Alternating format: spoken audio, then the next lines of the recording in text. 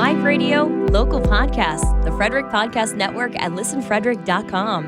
Ladies and gentlemen, boys and girls around the world, it's time to experience the O's on the Original Sports Podcast.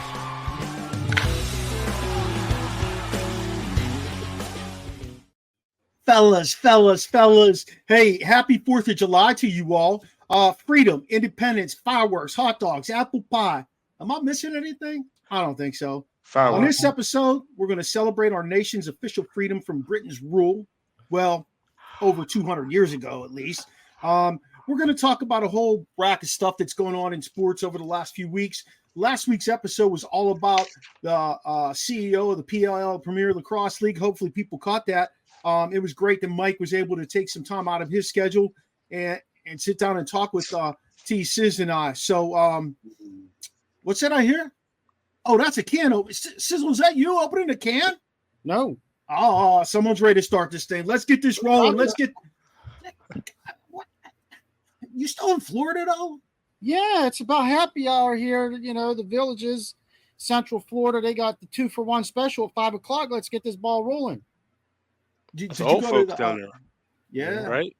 Is that like the old folks down there? Yeah, I just had lunch with some of them. They said this is a golf cart community with a drinking problem. Oh, you know we are. I said, I'm in the right place. I'm in the right place. Hell yeah. Mikey, you know we are. Mikey, you want to kick off the spontaneous? Yeah, but hold on. You know what is something else more spontaneous? It just dawned on me. Uh-oh. With our intro, has all the sports we love except football. When you rewatch our intro, it has soccer, it has hockey, some baseball. It does not have any football. Imagine that. Kennedy Brokenbar. Kennedy Brokenbar. That's my girl at school, and she made that for us.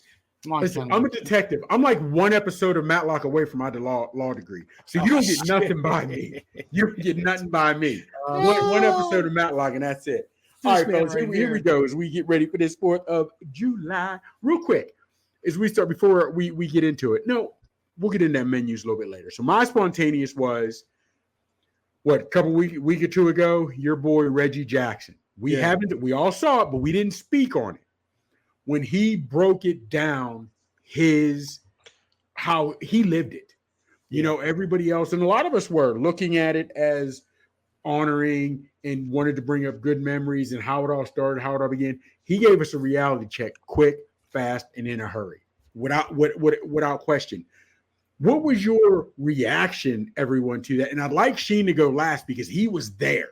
He was in the building, so to speak. So I'd like to know what the atmosphere was like after it was all said and done. So what were your takes on it, fellas? My take, like you say, Chops, we're going to keep it 100. And he did. He didn't come out and sugarcoat it. He did not say, well, we're here to honor whatever. He said, I was almost in a tree because I was about to kick someone's ass.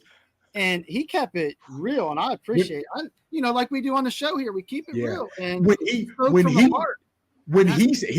didn't say the N-word. When he said it in different, that's when you knew, he is. And I'm glad nobody turned his mic off and let him have that moment, because again, regardless of how many strides we need to, fellas, real quick, think about this. Whenever you see a picture, go back to real quick in Boston when they had the busing situation, there's a picture of a high school student taking a flag and trying to with the American flag, trying to stab a black lawyer. It's in black and white. A lot of times when they show you Martin Luther King, they show you in black and white. And they do that because it makes you think of an old time. But that's not that long ago. When you think about it, when you start to see a picture that's in black and white, you always think it's old. That's why they don't want to show those pictures in color. And to me, that was what Reggie Jackson did. He put that in color. He brought it to light. And I like how A-Rod asked the question, I think. Yeah. And he thought he was throwing him a softball thinking, oh, we're going to get some, whatever. He did. And he just, bam. Yeah. He didn't know. He was like, oh, thanks for sharing. He didn't know how to respond. What you got, Barber? It almost brought me to tears listening to that story. Like, I hate. It bothers me because of this color of your skin. You get treated differently. That really bugs me. It bugs the shit out of me. You guys know me well enough to know the kind of person I am, and I have a rough exterior a lot of the time, but that really bothers me. Like, I wasn't raised like that, and you know, my grandmother was a kind, loving person. My parents, all my relatives.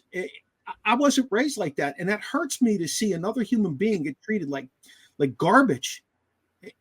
And it wasn't called for, and it never should be called for. And to continue to talk about it in 2024 is painful to me. Like, it's really painful to me to have that discussion. To listen to Nate talk on our show a few weeks ago, you know, Coach Lou, he's a very emotional guy as well. And to see the emotion in his face, and I know him, and we've had these candid conversations when he taught with me in his classroom.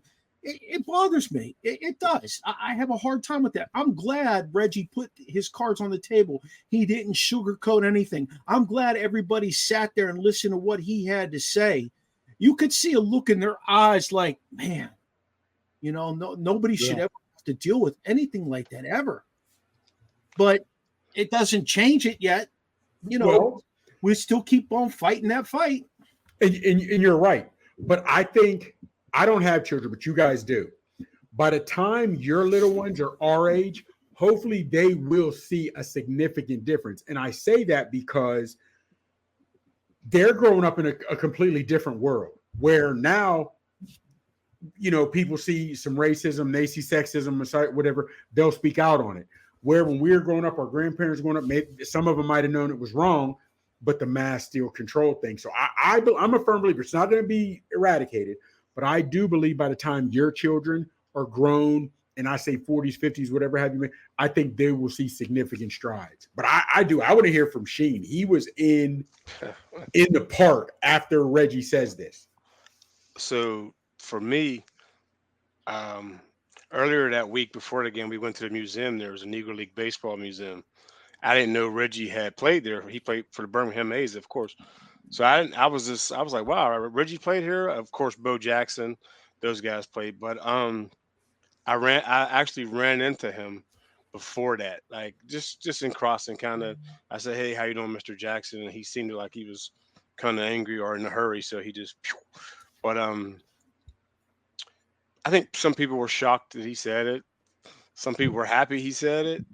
And some people were just like, hey, it's Reggie. Reggie does what Reggie does. That's just how Reggie is. Reggie doesn't. I mean, if you've seen his documentary, he never really sugarcoats anything. You know, if it needs to be said, Reggie says it. He was always like that, though. I don't know if you guys remember when you were kids watching him play baseball. He was always a straight shooter. Yeah, and part of that is Was he outspoken? Growing up. Yeah, he was. He said what? Yeah, but that's the reason he was outspoken is he got a platform once he became a well-known player, and he used his platform to say what he needed to based on the things that he talked about in that video a few weeks back. I mean, it just real quick. Here's my problem. I saw it in the way Sizzle answered. I saw it in the way you answered, Barber. It hit you. It was like, damn, I never knew. You didn't experience, but you can feel that other people have and what they go through. But when go ahead, Sheen. I can tell you also, I went to the Civil Rights Museum down there. There was a Ku Klux Klan outfit in the glass, of course. And guess what year it was?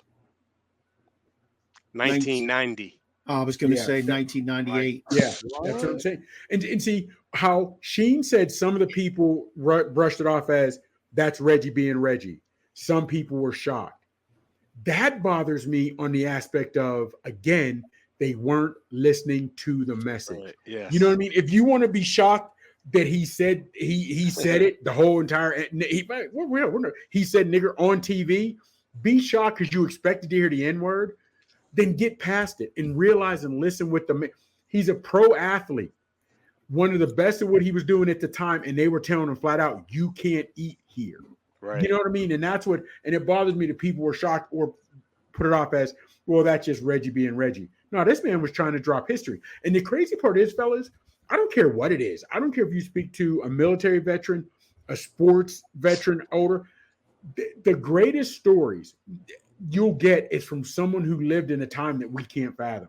Even if you speak to someone who played in the 70s Steelers and just some of the stories they could tell you amongst players, fishing trips, what happened in the locker room, shit that we never fathom. And it doesn't even have to be about race and religion or whatever, just some of the stories that players couldn't tell. Now, I love listening at the feet of anyone older because that's a true education right there. It is. I mean, just go back and he said it. I wasn't shocked he said it. I was, like I said, I was glad he brought light to it and appreciated it.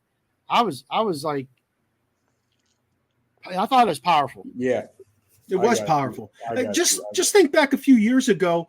Now, we don't know what the real story is, but Mason Rudolph with Myles Garrett.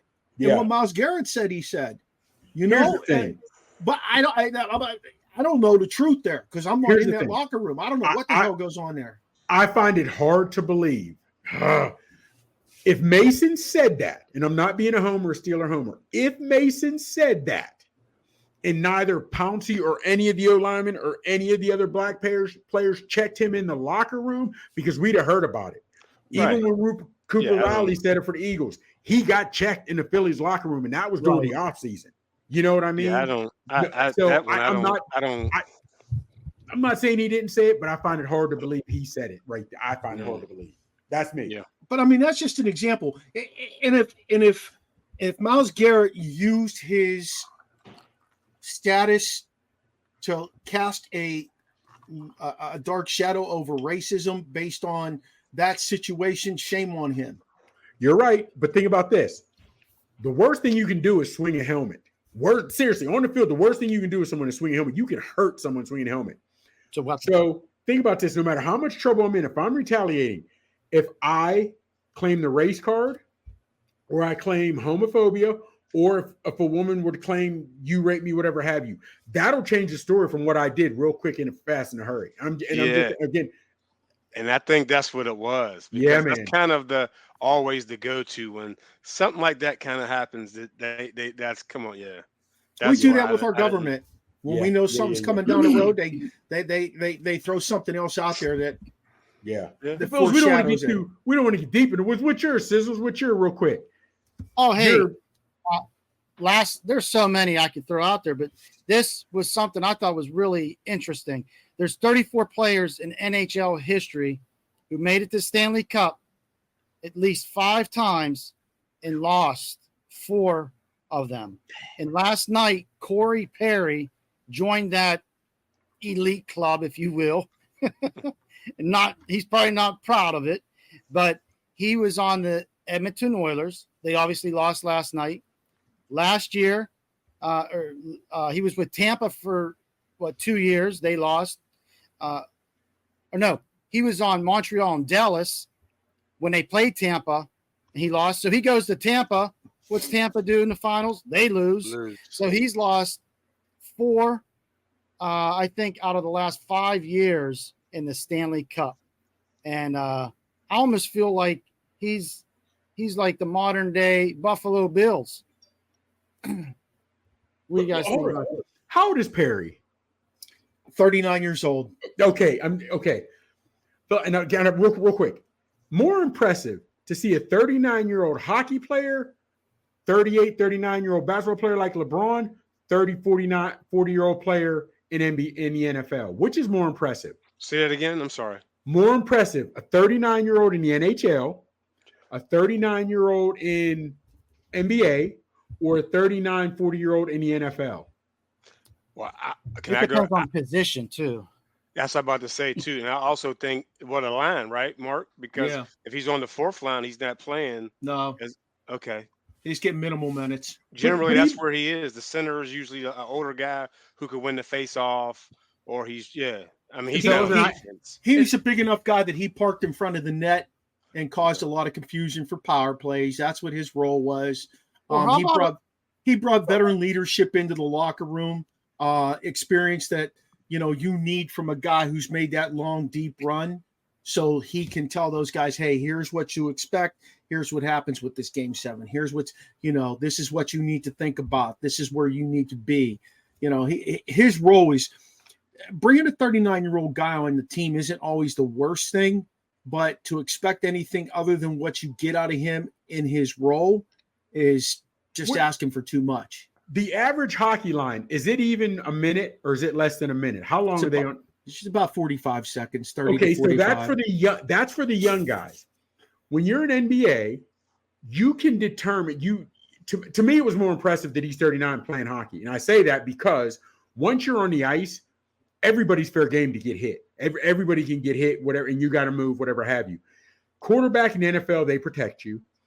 Braun, you can sit out, or I'll just stay away from the ball. I don't have to go in the paint. I thought it was more impressive that he was 39 playing the NHL. Only because, again, even the young guys are still maybe going 45 seconds to a minute on a line.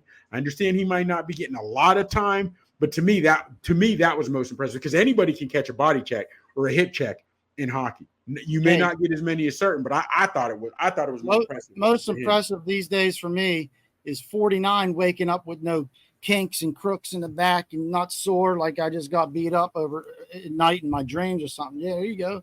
He's working out, but that is impressive. You know, Chops, there's been guys as old as 42 playing in the NHL. You know, I mean, it's a different. Most guys have a different mentality, and most of those guys are Canadian, and they're raised differently. This is their game. Last night, T-Siz, or the other night when we were watching the finals, a couple of nights ago, a week ago, whatever, T-Siz is putting out there the amount of viewers for the NBA finals, the amount of viewers for the NHL finals. You can't compare those because my question in our text group was, how many people in Canada are watching this shit? Every person in Canada was tuned into that game. That's millions and millions of people. Well, my thing was this. Now, I'd like to know. Well, it's all started out real quick. It started out as what was the question you asked, Barber? You said hockey had the best playoffs. Is that? Yeah, I believe that's definitely. What you said. Right. Now, here's my thing. We all know the best words in sports, Game 7, because that's all or nothing. That's all or nothing. So if it's all or nothing, I love the playoff format in football because it's win or go, or when you go on a lot, you go home. I love March Madness. I don't know if anything beats March Madness, but fellas, overall, man, baseball playoffs and World Series is hard to beat because on any pick in hockey, you got ebbs and flows. You know, we can feel this little momentum, this, that, whatever, and you can. But man, with any pitch in baseball in the playoffs. And I don't watch much baseball until playoffs. So it's hard for me to say, but I do. That had me think last night. I wasn't so quick to say yes like you and Sheen, but that'd be an interesting. I'd like to put that on our Facebook post, on our post. Let fans vote on that. What do they think? We can do that. Hey, here's the thing about baseball and hockey. Baseball can trot a guy out who pitched the day before just to throw 3 outs if he's the best pitcher on the staff to put it away. In hockey, every guy on that bench is playing every game unless he gets hurt. You know, your top goalie is seeing every shot unless he gets hurt. You're right. And it's physical and it's fast. I mean, if you have not been to a hockey game, whether it's a regular season game or a playoff game or a Game 7, you're missing out. That's all I'm going to say. You're missing out. It's just a different animal. I'm not sure why hockey isn't quite as popular as it could be because we all like fast. We all like physical, right? We all love those things. Honestly, fellas, go ahead. I'm sorry, Mark. Go ahead. I'm sorry. You know, Bettman does a lousy job of marketing the game. ESPN picked them back up last year. They've done a really poor job of putting the games out there and hyping people up to watch the games. I mean, you know, and there was always this philosophy that I heard from people, you know, when we have this discussion, why isn't hockey is popular? Why can't it be as popular as football? Because it brings every element and more speed. More physicality, to be honest. Every guy hits in a hockey game, but not every guy hits in a football game. Okay. But they said it's about the betting thing. They pointed out to me, they said, it's about the betting. How do you bet on hockey? Well, also it's sort of different because a lot of, just being honest with you, just like boxers, a lot of football players, some of the best football players, came from lower poverty families, whatever have you. Just being honest with you. So they couldn't afford to play hockey growing up, number one. Like baseball. Yeah, you know, traveling, whatever have you. Now, years ago, more black people played baseball minorities than are now because they didn't have the traveling teams back then, so they could just go sign up at their local. But just like soccer, hockey, Canada, soccer in other countries, they're not big here in the United States. I don't think just because we didn't play it as kids. And I say even soccer, they're trying to now have a great soccer, you know, and a soccer program. But my thing for hockey is I think it was an expensive sport to play. It really was. It still is. You know what I mean? So, and I think that's why it hasn't grown. And number two, trying to learn it as an adult, offsides, high sticking, you know, different penalties. I think it's a lot for people to learn. I honestly, I think that's why, you know, now Grant Fuhr is what got me in it. So I'm playing hockey and I'm going to the deck and I'm going street hockey. Nobody looked like me playing it. Nobody. I was saying, you guys played deck hockey back in the day? Yeah. We're always up at the court, the tennis court, you know? Yes. Anywhere there's open space, we played deck hockey. Wow. Yeah, man. A lot of fun. It's interesting you talked about Grant Fuhr because the hockey podcast I was on last week, we talked about minorities in hockey. We talked about Willie O'Ree. We talked about, you know, the LGBTQ plus community in sports. And when I came on the show, because I came on a little bit into what was going on, he asked me first thing, point blank, what minority jumps off the page at you as soon as you think of hockey? And I said, Grant Fuhr. Because we've been doing, now, but see now, like your sons and your children in a few years, theirs may be, because they see him so much now, Subban. You know what I mean? Because he's on a lot, because Grant Fuhr wasn't on TV as in doing interviews like Subban is, but Grant Fuhr was a hell of a goalie. That's what, you know what I mean? Mark, where is Popeye Jones's son now? Oh, he plays for Nashville, either Nashville or Columbus. I can't remember. He got traded from one to the other. Okay. He was supposed to be pretty good at some point. He's very good defenseman. Okay. Very, very good. Did you know that, Chops? Popeye Jones. Wow. Yeah, I'm not. Yeah, remember. There are a lot of good black athletes playing hockey today. You know, I mean, the Penguins have P.O. Joseph. He's a fantastic skater. His brother plays up in Ottawa. You know, I mean, I could list 10 guys to you that are fantastic hockey players that are black hockey players. We know about Jackie Robinson and what he had to go through. Could you just imagine, just being honest, fellas, what the first black person ever played hockey? Willie O'Ree. Willie O'Ree. I mean, man, I just couldn't imagine what he had to go through. But, you know, but hit us up with your next one. Yeah, who we got? Sheen, Barber, who we got? Oh, it's me. Mine is all about the hot dog eating contest. Did that go down? I went the 4th of July route, fellas. Who was it? Kobayashi? No. Kobayashi, yeah, man. Yeah, but one of the two. It's either him or Joey Chestnut. They said, no more, man. Joey Chestnut. Yeah, they said, no, you ain't doing it because you're eating somebody else's hot dogs. Yes, but the crazy part is he's with Impossible Meat. That's who it is. It's not even real. But nobody else is signing him. How can you? What do you mean? You're not letting him compete this year? No, not in the hot dog eating contest. Why not? But he and Kobayashi are doing it on their own, just them two. Kobayashi is, I don't know their ages. I think Chestnut is late 30s, mid to late 30s. Don't know how old Kobayashi is, but he's past his prime. Fellas, I don't know. It was a documentary I watched years ago. Crazy Legs Conti, Eater X, The Black Widow. There's all kinds. Wasn't she a pool player though? Well, she is, and there's also a eater, fellas. I know if you were to look at some of their records, Michael Constant, I can't think of his name. He ate like 7 pounds of butter in 3 minutes. Ooh, yes, some of the records they have in eating is crazy. And would you guys like to attempt, maybe not, of course, Nathan's, even if it was something local, would you like to try the hot dog eating contest? No. I don't like hot dogs like that. 10 Well, minutes. even if it was chicken tenders. How about chicken wings?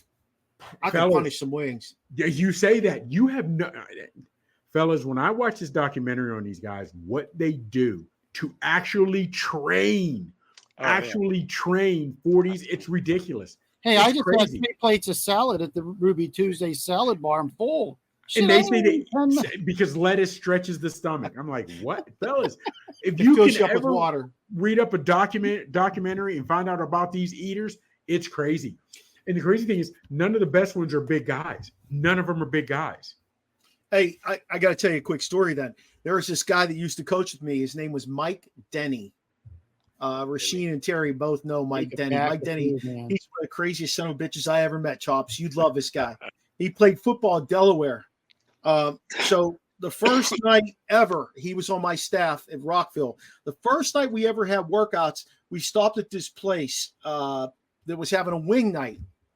And we got something to eat. I offered to buy him a beer. He doesn't drink because he used to drink heavy, and he just blew a joint up and he stopped drinking after that. He just like went crazy. Anyway, I said, what are you getting to eat? He said, oh, it's wing night here. Let me get 50 wings.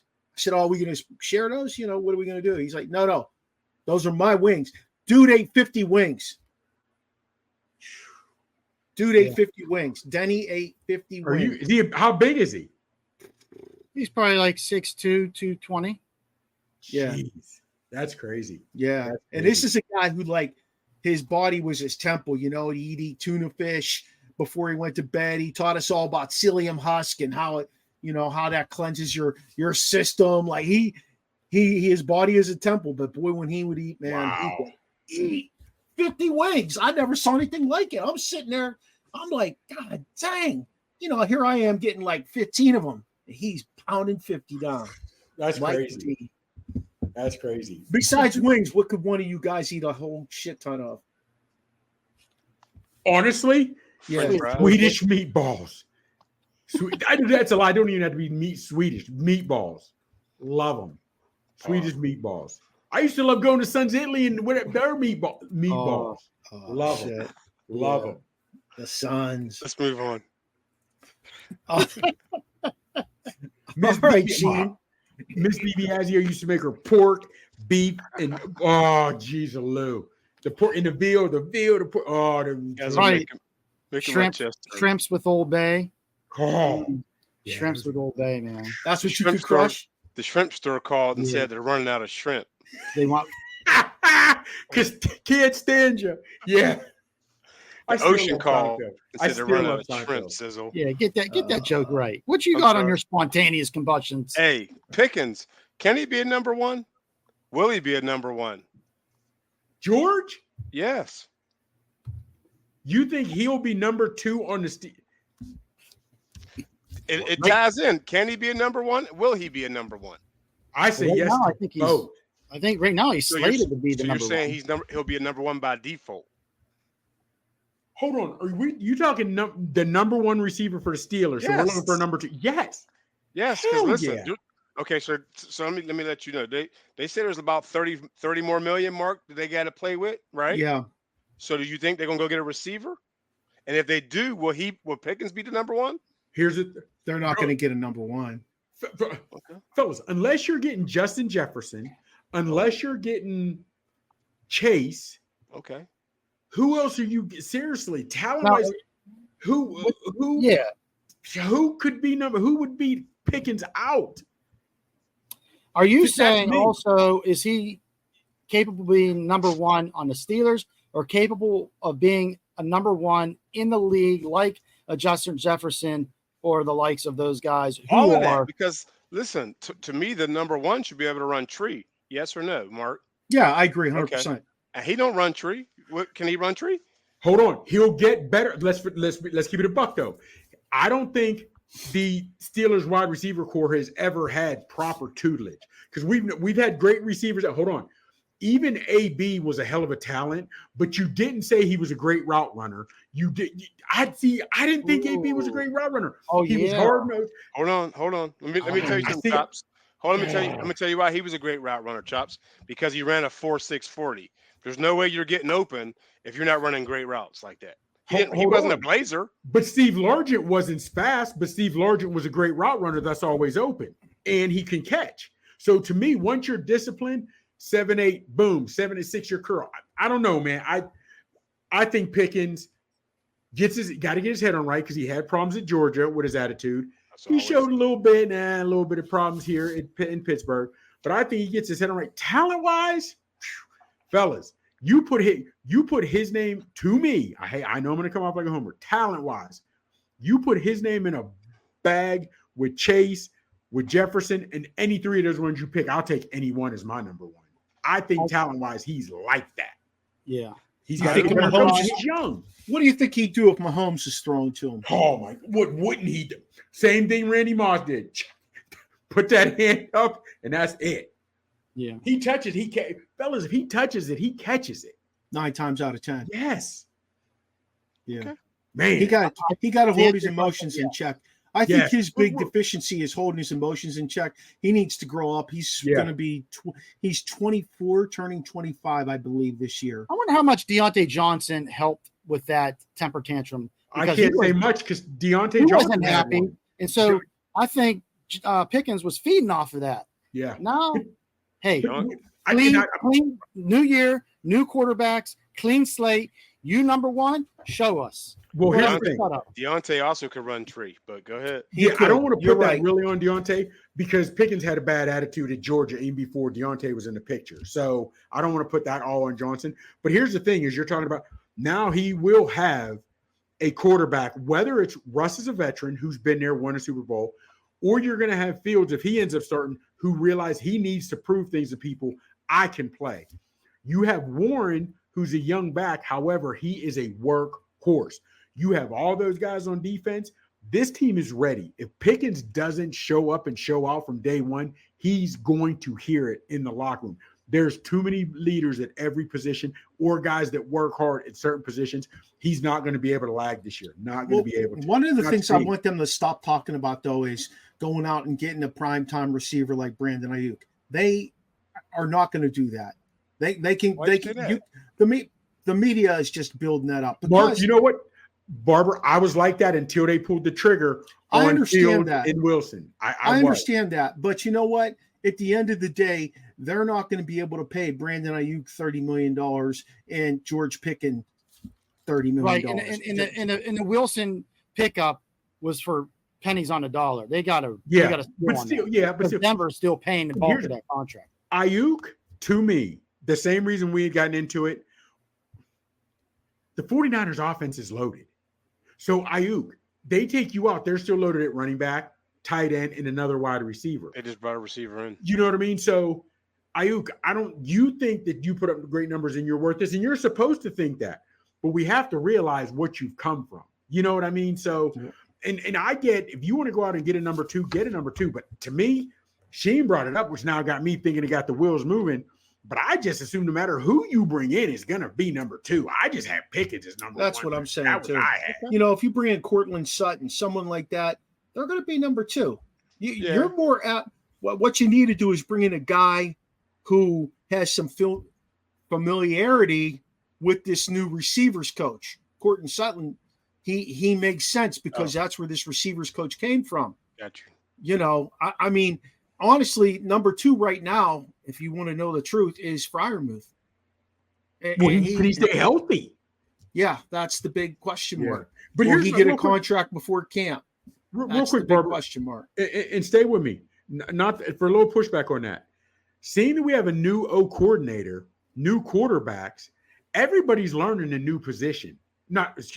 Everybody's learning a new offense. So regardless of what receiver you bring in to be number two, they're all learning something new. You know what I mean? Now, I do agree with you much on Freiermuth being number two if he can stay healthy, or whoever the tight end is going to be, and possibly the slot, only because with Arthur Smith's run first offense, I think those little dink and dunks to a tight end or a crossing route on your slot will be good. But once you put 8 guys in the box, I think Pickens can show out this year, fellas. I really do. I'm excited, and I think he is number one. To answer your question, Sheen, yes, he can be Steelers number one. Yes, he should be number one, and he should be a Pro Bowler this year. Pro Bowler. if not a Pro Bowler. All right. Interesting. Height. Interesting. I'm ready, fellas. I'm ready.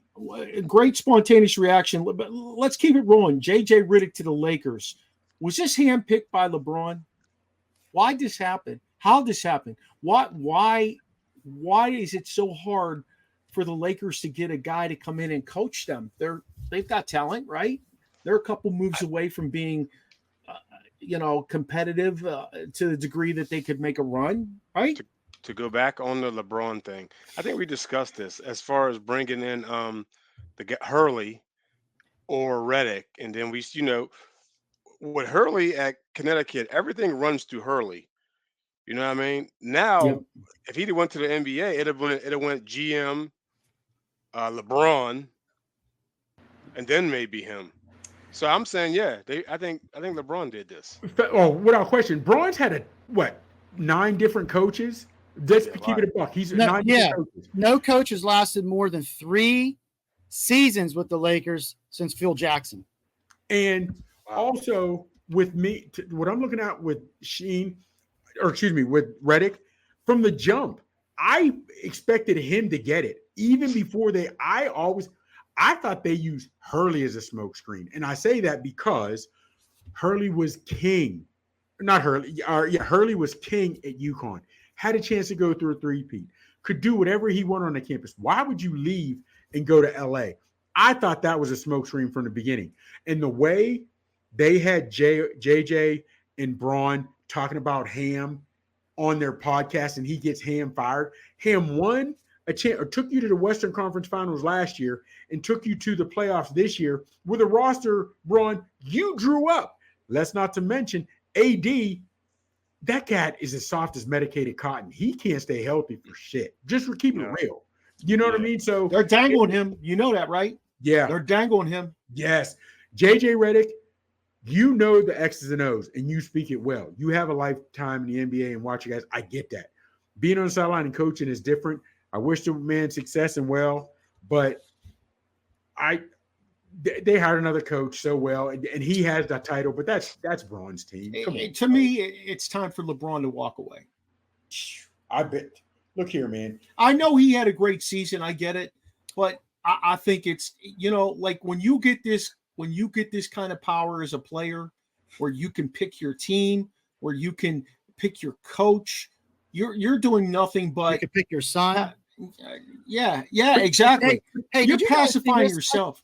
I just saw this.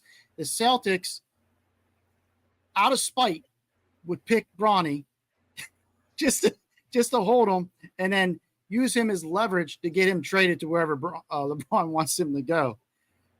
They've got a strong team. Here's my thing, real quick, fellas. And to me, the fact that Braun plays as much as he does and is as good as he is at 39 in the NBA, to me, speaks to how the level of competition has gone down. Even when Brady, and I'm not a Brady fan, but keep it about, when he won with Tampa Bay, they had a number 1 offense and number 1 defense. He didn't have to carry that team on his back. He just didn't mess up. Braun is still carrying the Lakers at 39. That shows you, to me, the level of competition is going down. What other sport is a 39-year-old dominating like that? I'd have to counter that, Chops, though. Okay. And I agree. These guys are elite, and they're up in age. But you're saying the competition went down, where I'm seeing a different perspective where you can't touch the quarterback. You in NBA, you can take 5 steps. You don't play defense.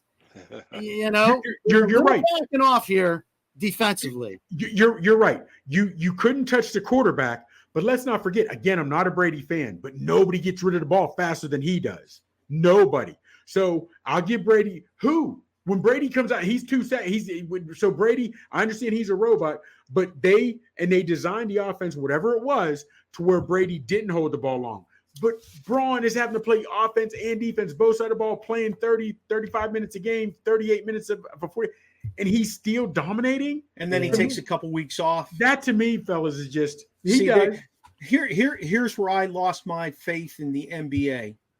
And only this year did I regain some with the finals. These guys I'm taking the night off. I'm not playing tonight. I'm going to sit this out. People pay big freaking money to go to NBA games, much more than they pay to go to almost any other sport. And these guys are like, I don't feel like playing tonight. I need to rest. That's bullshit. Yeah. That's complete bullshit. Rabbit hole here. And speaking of paying big money, 5 years, $225 million for Scotty Barnes rookie contract extension. Is he putting up the numbers to get that? Who's that? For Toronto. Oh, sorry. Exactly. I don't know that guy. Yeah, exactly. Well, I mean, even Scotty Lawrence, when he signed, what, Okay. 2 weeks ago or whatever, Trevor Lawrence making that much? I mean, Yeah. He's a I know what quarterback. I think. Have any of you seen, how do you applaud the man for getting it?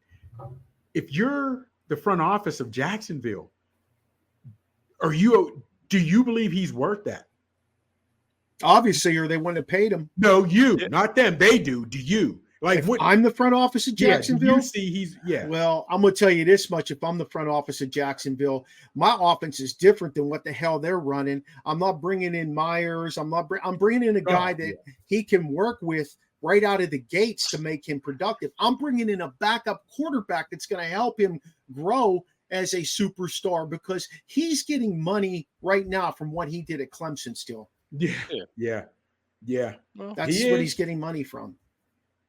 You know, I mean, that contract he signed has triggered inside the owners to put together a quarterback salary cap alone. sheesh. Outside of your Right. other salary cap, just a quarterback salary cap, because they feel like that's a rabbit hole that's coming down the pike here where, these guys are Lamar Jackson, the guy we're talking about, Deshaun Watson. I mean, these guys are making 40, 50 million bucks. You can't pay anybody else on that team when you're paying those guys that kind of money. You can't. Stinks. Fellas, do you realize he went to another team? He is in Stafford. Stafford was the first $100 million quarterback to win a Super Bowl. Then now we're staying with his team. Now you have Mahomes. But I don't understand why GMs don't realize you're paying quarterbacks these great, huge, outrageous salaries because they lead the team. But start looking at the quarterbacks that have signed $100 million deals. They're not winning chips. They're not winning rings. So to me, that further proves football is the ultimate team sport. But why isn't someone being able to sit there and say, if you do all this analytics and you're studying, we're paying our quarterbacks a great amount, but we all know defense wins championships. Hell, that's what we saw. To me, that's what helped the Panthers win. Their defense, the Panthers' defense against the Oilers, that's to me what helped them win the other night. You know what I'm saying? So, I just don't get okay, it. so let's get into that. We had the Stanley Cup in last week, and Rashene and I kind of friendly fired back and forth. The deal with that is this. The Panthers play like a team. They don't lean on one particular guy to score 130, 140, 150 points and a second guy to score over 100 points. The Panthers play like a team. They play what's called a 200-foot game, essentially. The defensemen don't go over the blue line unless there's a surefire winger who's going to come back and recover for them and play defense. And that's what's the difference between Florida and Edmonton. And until they're superstars who are fantastic hockey players, until they start getting the guys to play that 200-foot game, it makes it really difficult for a team like Edmonton who leans on those couple of guys to win the Stanley Cup. It just does. I mean, there's no other way of looking at it. Back in the day, and Rashene threw Lemieux's name out at me. When Lemieux played back in the day and he got to the playoffs, maybe not so much in regular season. I see what you mean by that. But when Lemieux got to the playoffs, man, he was a 200-foot player. He played both ends of the height. He would go down in the corner, get the puck, help out his defenseman. You only got 5 guys on the ice at either end. Everybody has got to play in order for it to be successful. So, okay, you're right. He would go get the puck, but he didn't. I don't remember Lemieux being grimy with it. I don't remember Gretzky being grimy when it comes to playing defense and getting in there. They didn't have to. And that, yeah, You're there right. you go. In that They defense, didn't have that's to. what I was going to say. They didn't have to be. And fellas, and it is a different time now. We're on the aspect of, we always had enforcers and guys that were there to protect the stars. But now when you have the Connor or you got Draisaitl who are known for their offense, those guys are like, I ain't playing defense. You know what I mean? Just on. We've got guys like that. And that's why they don't. That's true Luka. Because listen, Luka can shoot the ball today. Luka doesn't play defense. You know what I'm saying? That's why they didn't win. To go with what he said. If Draisaitl, if you ain't gonna score, you might want to come play some defense. And he couldn't, work. I knew he was having a bad series, but until you hooked up, I didn't realize he was scoreless in the entire series. That's the thing about that's crazy. And that's the thing about guys like not scoreless. He had assists. He didn't have any goals. No goals. No goals. Hey, how many points did McDavid have the last two games? 0, but he had 42 in the whole playoffs. Yeah. Sometimes you play soft teams and you can rack them up. But I'm sorry. So sometimes you play some soft teams.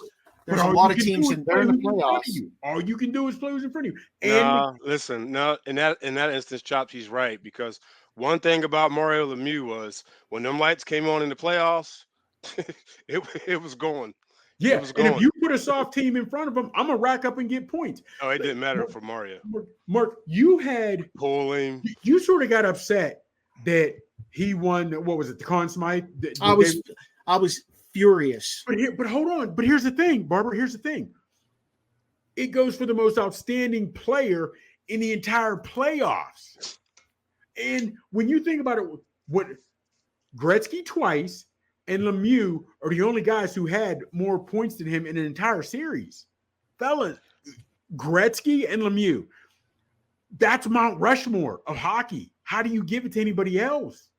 I know we'd like to see it for someone on a winning team, but if you go the entire series, I know we played some tough teams, but let's go back to what Rashene was saying, though. Let's take a small step back. You got it. Rashene was talking about how when the lights went on, nothing was slowing Mario down. Okay, those guys played during a time that you would get grabbed, punched, pulled in open ice, and there were no penalties. McDavid's not dealing with that. He does not deal with that. No, he doesn't put himself in a situation to get hit, let alone get grabbed or pulled down. I mean, it's insane. But that's the area we live in. I think he's a very, very talented young man. Okay, he's 27 years old. Sorry, go. I was going to say, I think he's a very talented young man. He's 27 years old. He's done amazing things on the offensive side of it. But before he figures out how he's going to get a cup, he needs to learn to play both ends of the ice in order to produce for other people. Hockey is a team game, my man. It's a team game. It is between hockey and football. He's not putting himself.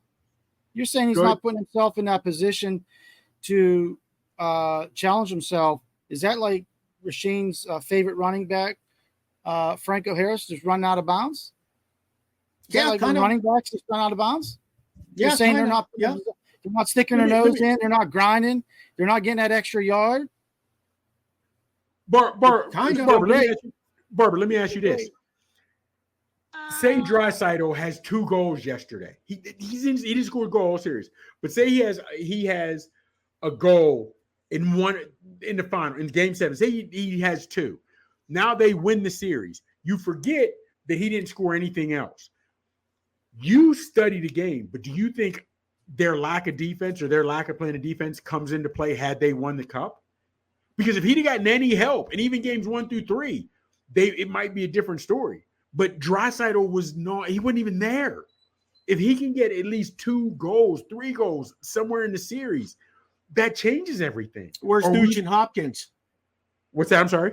Where's Nugent Hopkins? He was a number 1 overall pick. Hopkins. Where was he? He was. But that's what I'm saying.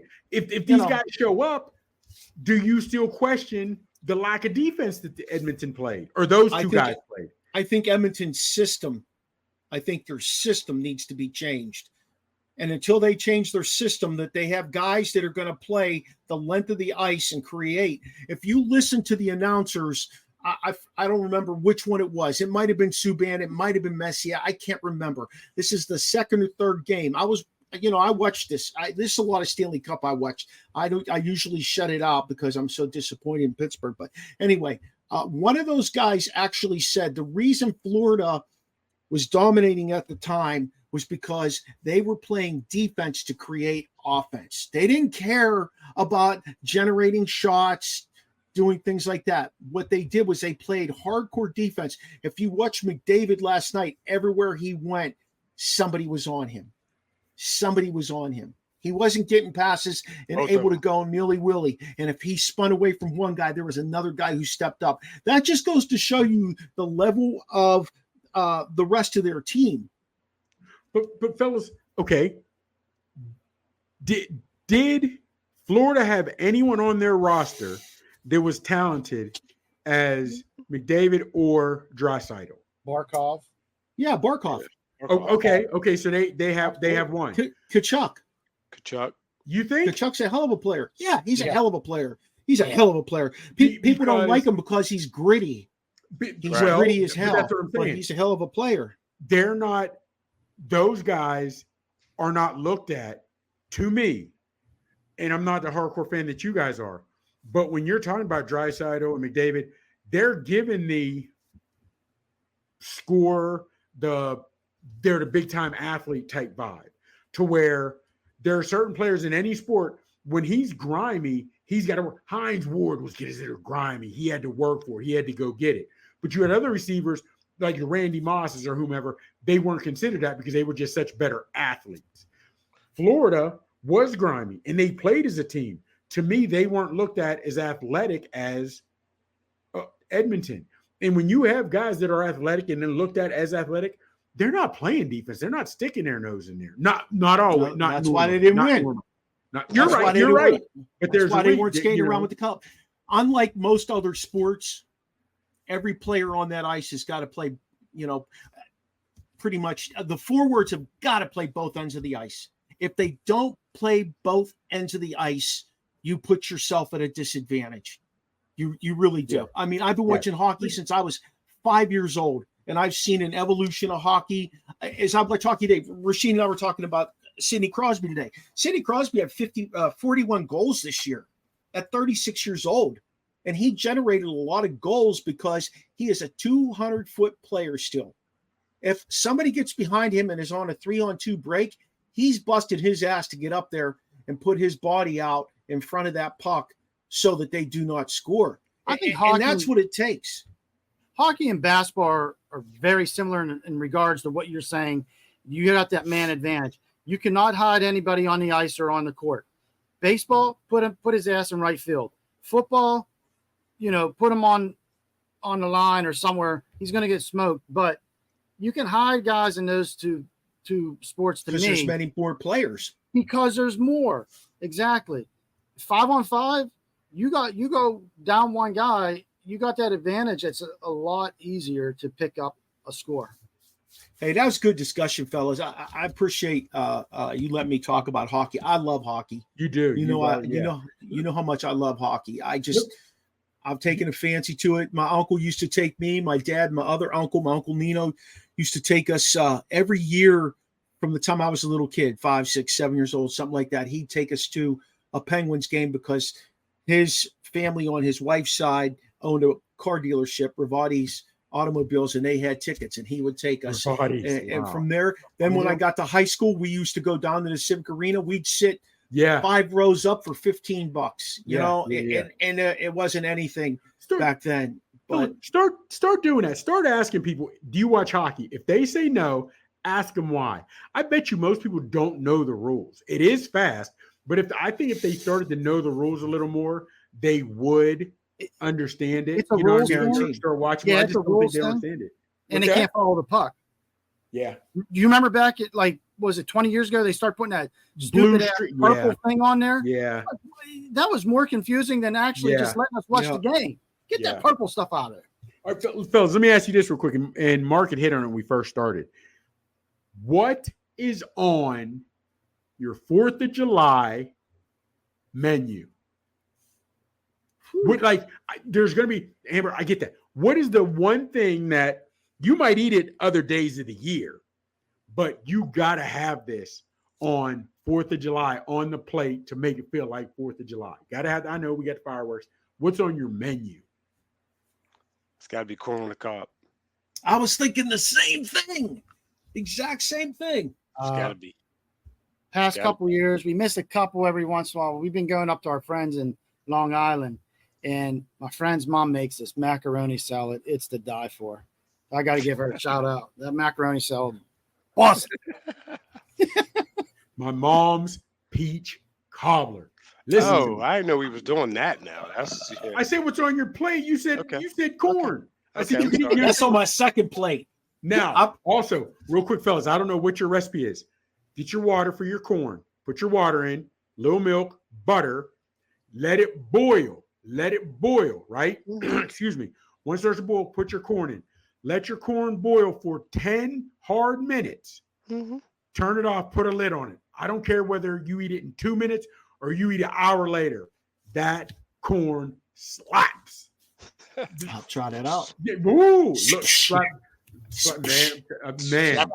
man. Hey, I know Tastes like Sheen Van won't remember Dam. this, but do you guys remember back in the grift, back in the day, they used to have the beef sandwiches. They put that beef in that big thing, that big cooker. They'd have that celebration. They'd have where was it? Davisfield?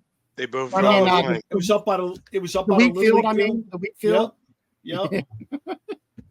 Yep. Where'd this come from? I don't know. Just eat it. All right.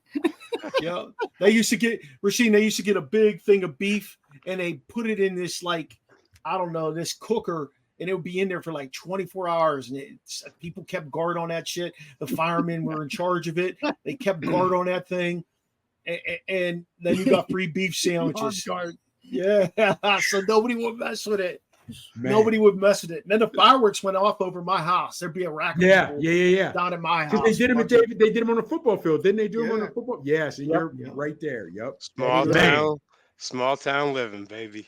Remember Yeah, ethnic absolutely. days? Oh yeah, EV, Back then, ethnic.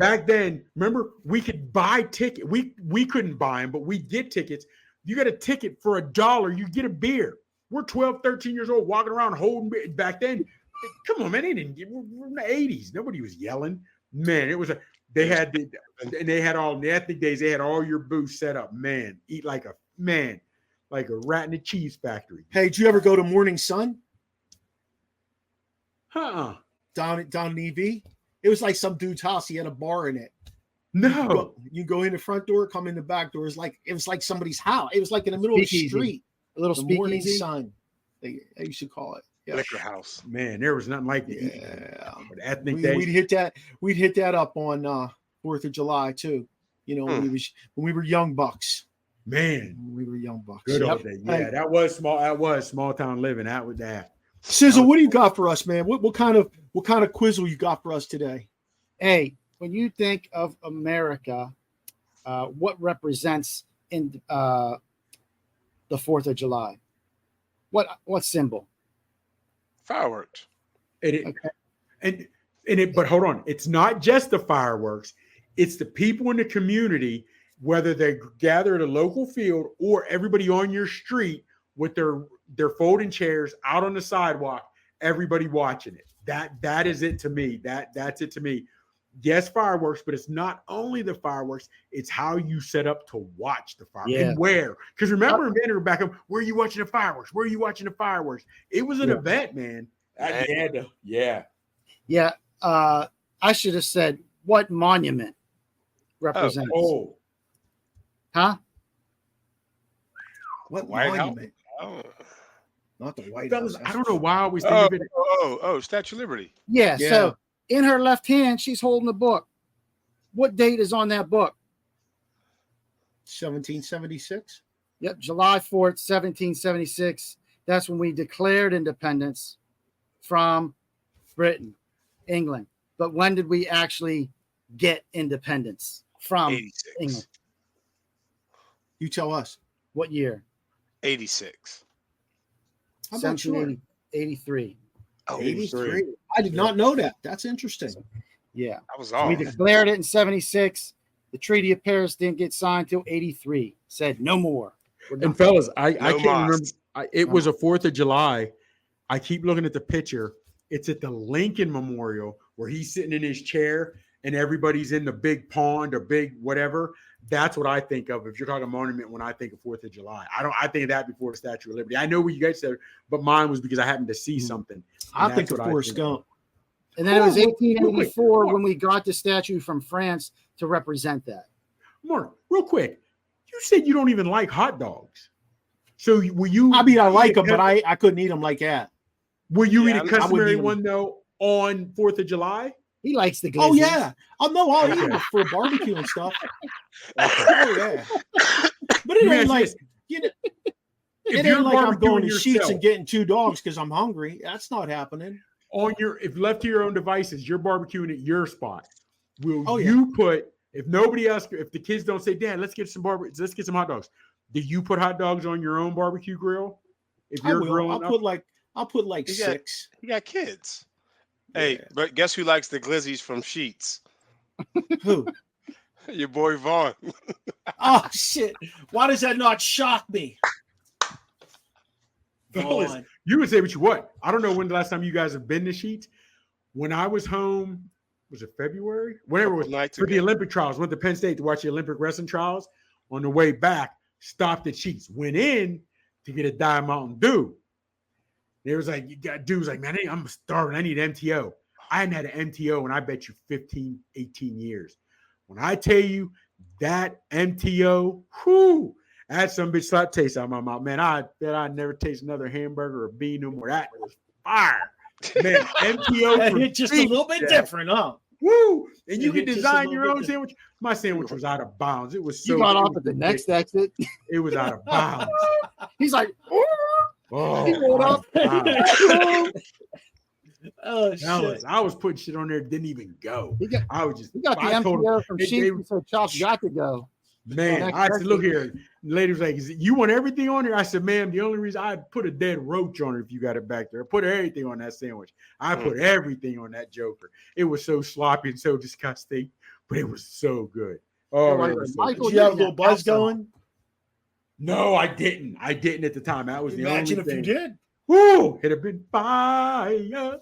Hey, look, I lived right across the street from Sheets when I was at IUP. Right across the street, my fraternity house.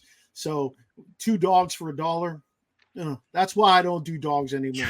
I had too many dogs. My brother, he played football at IUP. The best thing was going to IUP when they scored 30 and they'd say it's a hot dog night in Indiana. They give away a free hot dog, and they were killing. That's the year they went to championship. But also, which Mark remember, the 9th Street Deli. Oh, yeah. They had whew. Yep. Now, it was like eating royalty those nights because it was a little bit expensive for college students, but it was well worth it. Oh, hell yeah. Well worth it. Hell yeah. Yeah, fellas, it was a good time. Hey, Weave, you got a question for us today? Yeah. Hey, what is your favorite summer song? Summer song. Oh, mine's Will Smith. Without question. Yeah. I mean, I love that song. Summertime? Yeah. I just used that song on Vincent's video from his last baseball tournament. Yeah, I love that song. Serious, Chops? Okay. Yes, that's my joint. What's yours? Colada? That's a good one. Hot fun in the summertime. Chops, Slide, and Family that's Stone. a good one. Real quick, a song that I go berserk. I sing with it every word, screaming top of my lungs, dancing. True story. I still do it. Matter of fact, Cats, we grew up, my best friend, Joe Malachy, his sister, Jackie Malachy from hometown, just called me last week, Saturday night. She was in Columbus, Ohio. Somebody played Miley Cyrus Party in the USA. That is my jam. If that comes on right now, I'm screaming. I'm screaming. That's my joint, dog. Miley Cyrus. That's my joint. Show up, please. Hey, on that note, let's share out our social media and call it a day on our 4th of July show. Sheen, let's start with you. Go ahead now. Rashene Hill everywhere. Facebook, Instagram. Yeah. 1T Youngie. Oh my God. Look at Chops. One T Youngie. Chops, break it down for us. Come on, you know me on my government name on the Facebook, Michael Gregory Mills. You can find me on the gram, Big Chop 79. You can find me on Twitter, Izzy on the Twizzies at The Real Big Chops. Holla at ya boy. Hey, check us out on our website, podpage.com, Original Sports Podcast with Mark Maradei. You can also find us on Facebook, Twitter, and TikTok at Original Sports Podcast. We're on Snapchat. We're on Instagram. Obviously, we got a YouTube channel that rolls hard. A shout out to our sponsors, Let's Talk Sports Network, Sideline Sports Net, Elite Sports and Entertainment Network. Peak One Sports is our newest network that we have been picked up by, along with Manning Media, you guys. So we've got a whole rack of stuff going on. Check us out on Tuesday nights. Our Roku show is on from 9 to 10 on ESEN. Feel free to email us at originalsportspodcast@gmail.com. Shout out to Steve Medley, who does our voice intro, Charlie Hodgson, our music guy for our intro and outro. Join us next week when we talk to Michael Vrasic from Callaway Golf. Talk about players, talk about clubs, talk about courses on the Original Sports Podcast.